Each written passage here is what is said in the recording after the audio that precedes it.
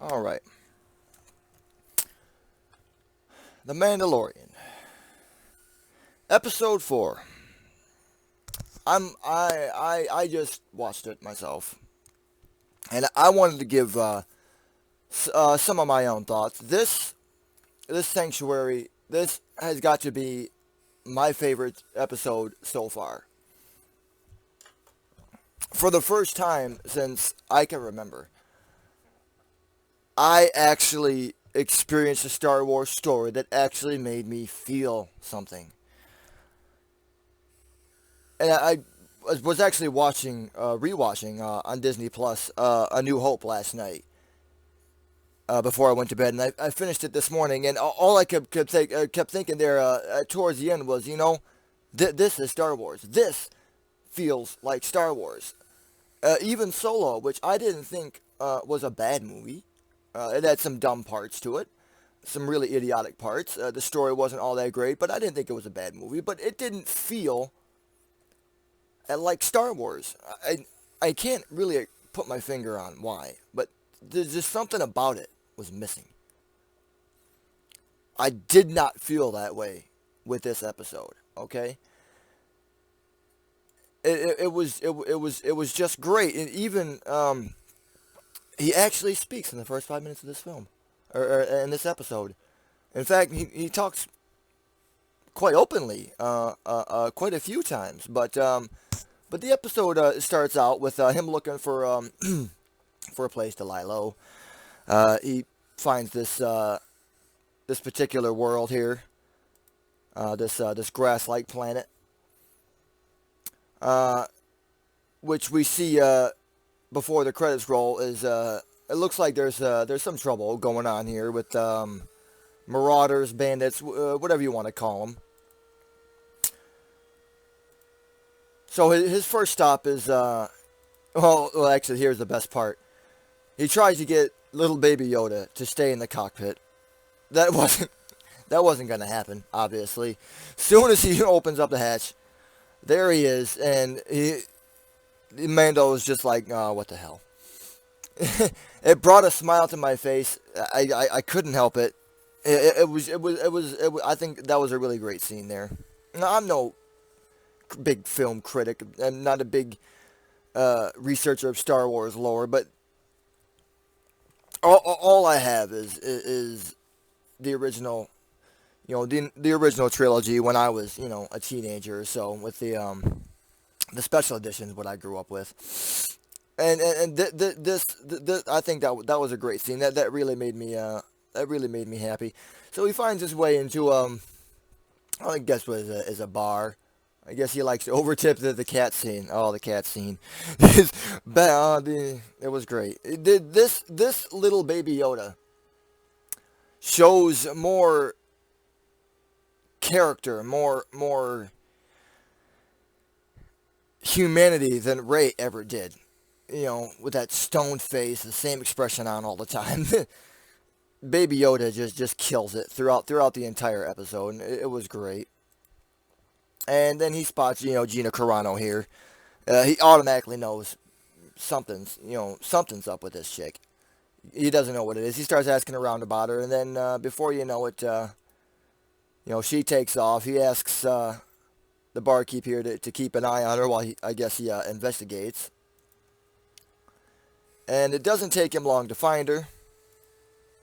And a fight ensues, and this was a great fight scene. And for all the SJWs out there complaining, about the lack of female voice, the lack of female speaking parts, the lack of females, she makes up for all of it. Not only is she a strong female, but she whoops the Mandalorian. It's a pretty one, it's not one-sided at all. They're both great warriors, from what I can tell. It ends with a draw. See if I can find where it ends here. But yeah, it pretty much ends with a draw, with both just being equally matched, and she, strong woman, kicks the shit out of them. They both go at it. It was good. It was really good. They sit down and have a drink, Looks like the planet's taken. So he's considering moving on. He's like, yeah, well, this place is taken. We're gonna move on here. She doesn't want any, definitely not want us here. And then the villagers come, of course. And, he's gonna attract attention on this backwater planet. They try to convince him to go after these marauders for money. He's saying it's not enough. But then they kind of mention, well, we kind of live off the grid. It's like, you know what? I think off the grid is kind of what I want. So he agrees to help him. And he finds her out in the woods and says, here, you ready for round two? Another great scene, another great line, I think. And so, yeah, they get set up in the village. They do their own little investigation as to, what these villagers content with. He explains, the woman asks him, when's the last time you took that helmet off? He's like, yesterday. But as far as in public, he hasn't taken it off since he was a kid. There's more on that later, and I'm gonna give some extra thoughts there on the prequel series. But all the kids love Baby Yoda. And they all want to play with him and feed him, Yeah, that's really, that's the part where he's where he explains, he doesn't take his mask off. He does take his helmet off, and which I kept thinking, is like, okay, you're not gonna have nearly as much privacy. There's an open window. If they could see inside, they can see you without your helmet on. And he takes he takes advantage of the fact that they're all distracted. But one look, So, and then they go out in the woods and they start their investigation. They find the footprints, and then that's when they find the big footprint. It is an Imperial walker, and that's when the whole premise of the villagers' plight. That's when it all changes. Like, okay, that's a walker. That's going to be an issue, and their first thought to the villagers was, it's time to leave. There's no way we're going to be able to take this out. Some of the villagers speak up, says, just train us to fight, give us a shot. I didn't actually expect it to come out of the Mandalorian's mouth, but he said, all right, well, let's, because she wants to hightail it. It's like, unless we train him. And so they both bring their years of combat knowledge into the situation, and they do just that. They teach them how to fortify their little fort there. Teach them how to make weapons. Teach them how to use them. Well, those are just sticks, and she is the one that really stood out. Yet another female character. When he hands out the blasters and asks if anybody can shoot, she's the one person that raised her hand. And then she makes target practice look just stupidly simple. Just boom, doom, doom, doom. All perfect shots. She clearly has some skill with a blaster. So, I don't want to read on Twitter about the SJWs complaining about this particular episode. This had pretty much something for everybody.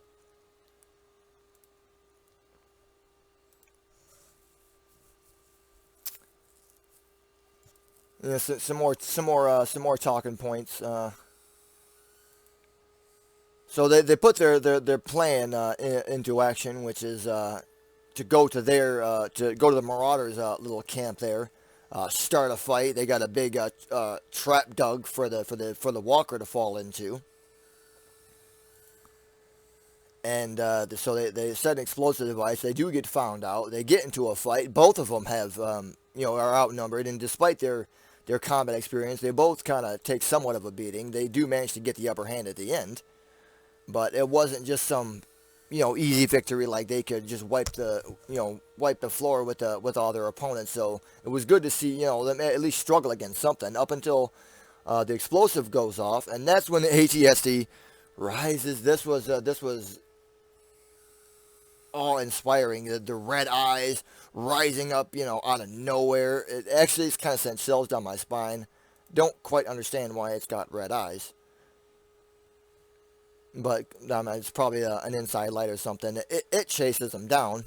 You got the kids, all hiding away and stuff, and they sit back and they wait for this thing to show up, and they try to get to step forwards. It stops just short of the pit. It's like, uh-oh, now we're in trouble, and that's when the rest of the marauders come in, and that's when the battle ensues, and the walker is just seemingly too much for these little villagers. They're not quite sure how they're gonna get it to fall in the pit, because as long as that thing's standing, it's in trouble. So she asks for the Mandalorian's pulse rifle. I was like, all right. It's like, I'll cover you. So she dive bombs into a pit here and just start taking pot shots at the visor there to goad the walker into just taking just a few steps forward. The villagers they do actually do pretty well against the marauders. Not a perfect job, but they still managed to do it.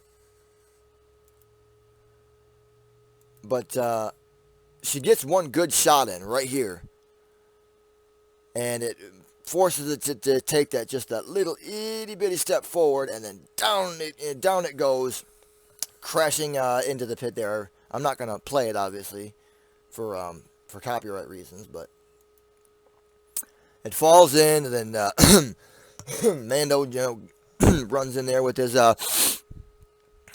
grenader, whatever you want to. It's not a thermal detonator. It's just a little red. I don't even know what it is, but it was some sort of a bomb device they throws in there. And it blows up. Everyone's cheering. I mean, it was inspiring. It was, it was just a great. It was a great battle scene. And then, yeah, little Yoda with the frog, and then all the kids was like, "Oh no!" And then he actually spit it back out instead of swallowing it, which was kind of cute. But you can clearly tell that she's into him, and she sees it too. And that's when she asks, he's like, about him removing his helmet. And so I was like, what? They're gonna come out here and kill you? He's like, no, but if you take it off in public, you can never put it back on again. And she's like, that's it. It's like she doesn't see the the issue with it. And then I like to believe the extended universe stuff about Django and Boba Fett. But clearly they're not Mandalorians in canon, and that kind of all makes sense now when you think about Attack of the Clones. Jango Fett had absolutely no problem not wearing his helmet around Obi-Wan Kenobi. So I think I might change my stance on that. Clearly he's not a Mandalorian. A Mandalorian, this is just a perfect example. Mandalorians, they never take off their helmets in public. Even though Boba Fett may not have, Jango most certainly did. So as much as I would like, to believe in the extended universe, it wasn't written or done by George Lucas, nor given his approval in the first place. But now it actually makes sense. Now it actually makes sense. Mandalorian would never take off his helmet. Jango did. I mean, that's now that I've seen it, here on this show. I mean, that's all that I need. But he's not going to take off his. He doesn't feel like settling down is going to be the way to go. Although he does consider it there for a minute, and we'll get into that. And then around Fish, and Yoda's really happy. So the Mandalorian, he talks about leaving him there, and it's like, this is good for him. He's not gonna be safe with me. Traveling with me isn't great. But then another bounty hunter shows up with his little tracking device. But just before that, these two start to talk, and he tells he tells her about his plan, for leaving, and she's trying to convince him to stay, take off his helmet, just shoot your armor over here, in case we ever have trouble. you can tell she's into him, and I kind of think he's into her too. But just when it looks like, she may be getting ready to take off his mask, he stops her hands, is like, I don't belong here. This isn't me. This isn't, my sort of scene. And this actually was one of those edge of your seat moments. You thought, oh no, he's got his sights set on Baby Yoda. The screen pans away. You hear the shot, and my heart sank. My heart absolutely sank. And it's only revealed later that Gina Carano appeared just behind him with a gun. Oh man, the emotional roller coaster. I mean, this was a true Star Wars story that rose your expectations, that made you feel connected to these characters and this world. And this is great storytelling at its purest form. This is what Star Wars has been missing since The Force Awakens. Screenwriting like this. This is what it was missing. And that's when he realizes, with this tracker, they're not safe there. They obviously can't stay. So, despite, the villagers' plea, he decides to pack up Baby Yoda, get off world, and try to get somewhere safer. And this almost brought tears to my eyes. This little scene with with her daughter and the Baby Yoda, and like, oh, I love you. He's such a cute little thing, and love you and miss you and all that. And it was a good scene. And then he's just gonna ride off into the sunset, I guess. And then it ends with Baby Yoda just looking really sad. Looking, he was happy there. He didn't want to go. I don't think he quite understands all that's going on. And I was really surprised when I seen who directed this. Now, if I'm not mistaken, Bryce Dallas Howard is the she was I think she's an actor. I didn't realize she was that she did any had any directing credits. But if I'm not mistaken, this is the same girl that was in the Jurassic Park, the new Jurassic World movies, The Village. If I'm right about that, that's incredible. I didn't know that that she had any acting. I knew she was a decent actor, but I didn't realize that she had any directing credits. So, if anybody knows if this is the same Bryce Dallas Howard that I'm thinking of, leave a comment. I would like to know that, because that's even more impressive. This just and it's not forced. Okay, the diversity isn't forced. It's natural. Natural diversity is fine. It's that forced diversity, agenda-driven narrative that Star Wars fans are sick of. This doesn't have it yet. I'm holding out hope that it never does, but this is Disney we're talking about. In the end, who knows how this is going to go, but so far, my favorite episode of this entire series. I hope that everybody else gets to enjoy it too. So, with that, I'm gonna end this review. Please, if you like what you heard here, if you enjoy The Mandalorian, please leave a like, leave a comment. Tell me what you thought of the episode. If you didn't like it, dislike the video, tell me what you didn't like about it. And let's have a conversation. And with that, I will see you all in the next one.